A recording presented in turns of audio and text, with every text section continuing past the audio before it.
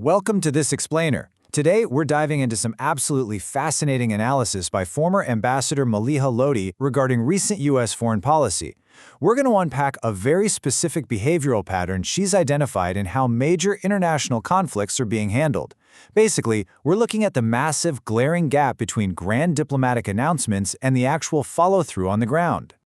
To make sense of all this, here is our roadmap for today. We'll start by defining the pattern itself. Then we'll examine stalled progress in Gaza, the Ukraine war impasse, the recent pivot to Iran, and finally, wrap up with the overall impact on global standing. All right, let's jump right into part one, the pattern. So, Lodhi's central thesis is pretty straightforward but incredibly impactful. She argues that the current administration repeatedly launches these major headline-grabbing initiatives, but then they just don't see them through the closure.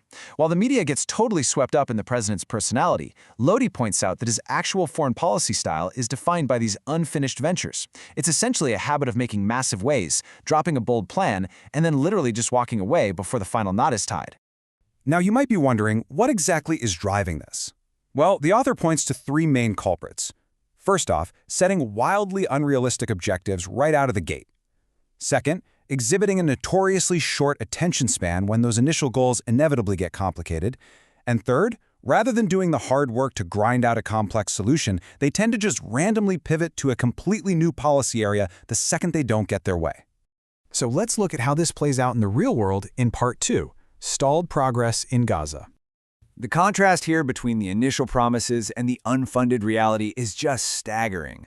Remember that highly publicized 20-point plan? Completely stalled at phase one. How about that Board of Peace meant to manage the region? The source notes it has absolutely zero cash and is totally bogged down in legal problems. And then there's the incredibly ironic vision of a quote-unquote new Gaza Riviera. Yeah, that's a far cry from the massive devastation and catastrophic humanitarian crisis actually unfolding right now. To put this into perspective, the source highlights a shocking reversal. Instead of the troop withdrawals that the U.S. plan championed, the Israeli military was ordered to seize 70% of Gaza. 70%. It's like the reality on the ground drifted entirely in the opposite direction the second Washington shifted its focus elsewhere. And, the human cost of this stalled first phase is absolutely severe. We're looking at a repeatedly violated ceasefire that is completely failing to prevent tragic casualties. The source highlights that over 700 Palestinian lives have been lost since the October 2025 ceasefire began.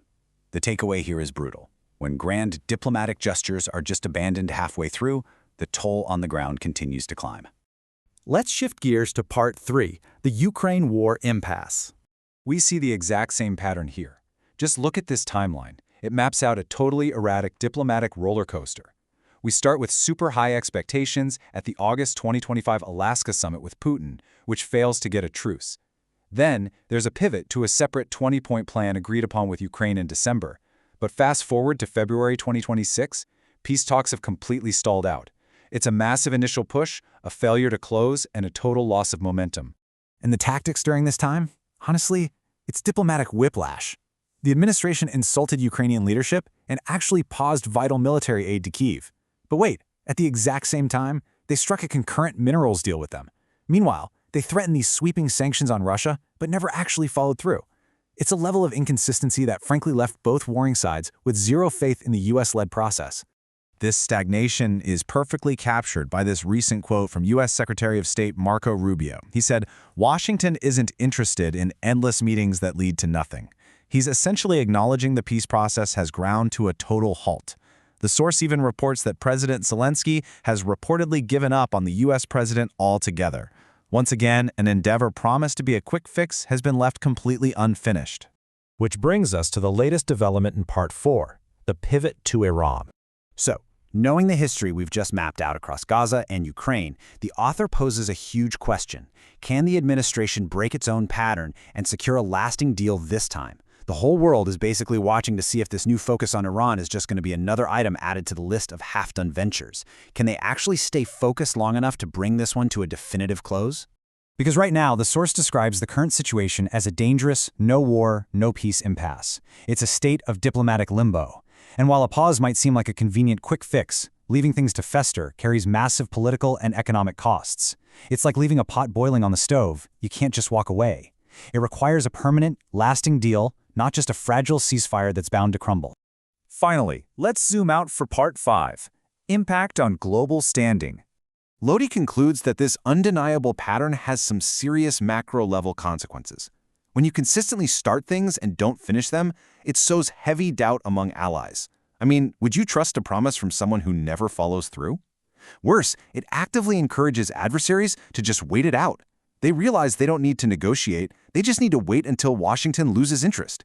Ultimately leaving behind a trail of unfinished business severely weakens U.S. global credibility. So as we wrap up this explainer, I want to leave you with this to ponder. How will this established pattern of diplomatic abandonment fundamentally reshape global alliances moving forward? If the world's leading superpower is perceived as having a short attention span, how does that change the calculus for every other nation on Earth? It's a deeply consequential question drawn from some truly compelling analysis. Thank you so much for joining me for this explainer, and keep questioning how these diplomatic patterns shape the world we live in.